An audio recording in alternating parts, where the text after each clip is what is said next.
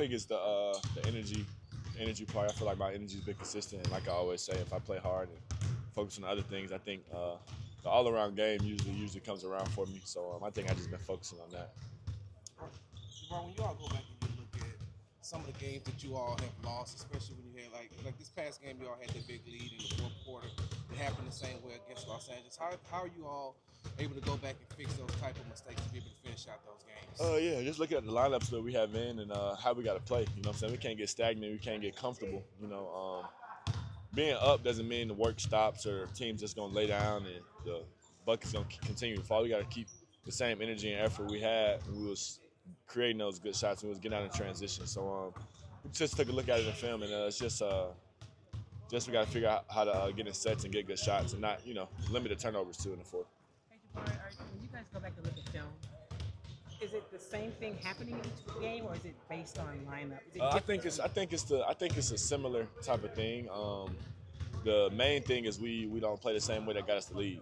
We switch something up, and that's usually when teams get out in transition and teams get to running, and and it's harder for us. But the main thing is getting up shots. I think the consistent thing is we end up turning the ball over a lot in those situations. So I think if we just get up shots, and I think that helps our defense too, not get back in transition and not scrambling all the time off of bad shots or turnovers.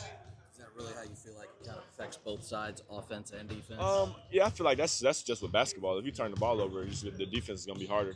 Just getting back, not being able to get to your matchups, and if you shoot ill-advised shots that your team isn't ready for, the defensive transition is gonna be a little bit slower. So I think that's just a natural thing with basketball. If you turn the ball over and take bad shots, it's going to affect your defense for sure.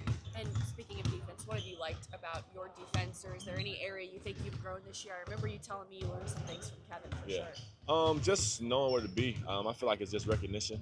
Me always being like a low side man, and me and Atari usually guarding like the tougher matchups. It's always on me to make sure guys in the right spot, call out actions, call out plays that I might sniff out. And I think the recognition part helps me a lot. I think just knowing where to be. Usually when I'm in the right spot, I'm usually able to make a good defensive player guard the ball right.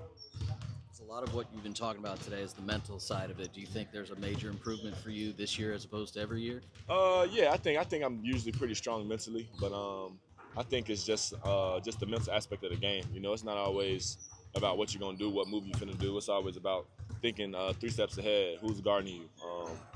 I've been watching who might be guarding me this game and what he's good at, what he's bad at. You know what I'm saying?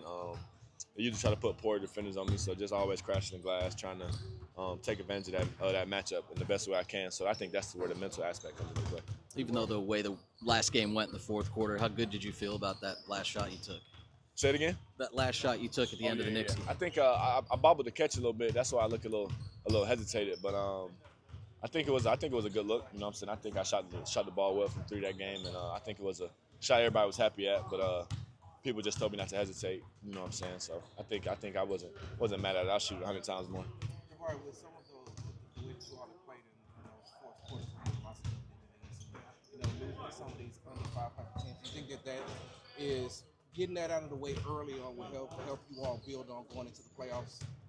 Yeah, I think it's just respecting the game. When you don't respect the game and you come out lackadaisical against NBA players, it's gonna be hard for you to win. You know what I'm saying? And I think that's something that we can take advantage of just off of like preparing for the playoffs, as far as taking every game serious and taking matchup serious, taking the game plan serious for it when you get in those playoff series and it's so amped up and the detail is so high. Just trying to keep that detail for every game and not have a switch where you turn it on and off. You know what I'm saying? I think great teams are very consistent throughout the season. That's something we just haven't been this year.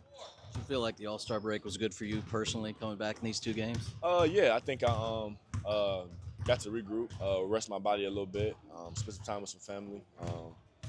I think I feel refreshed. I'm ready to finish the season on the right way and make a run. Does it feel like there's a sprint to the finish, or there is still time left in the season? Yeah, definitely still time left in the season, especially with how close the West is. Like the season is, you can't relax at all. You know what I'm saying? You relax, you end up at 9. You know what I'm saying? So just got to stay on top of it and keep competing. You know what I'm saying? Every team is competing. Everybody trying to win every game. So just keep playing. You know what I'm saying? Don't look at the finish line. Just keep playing.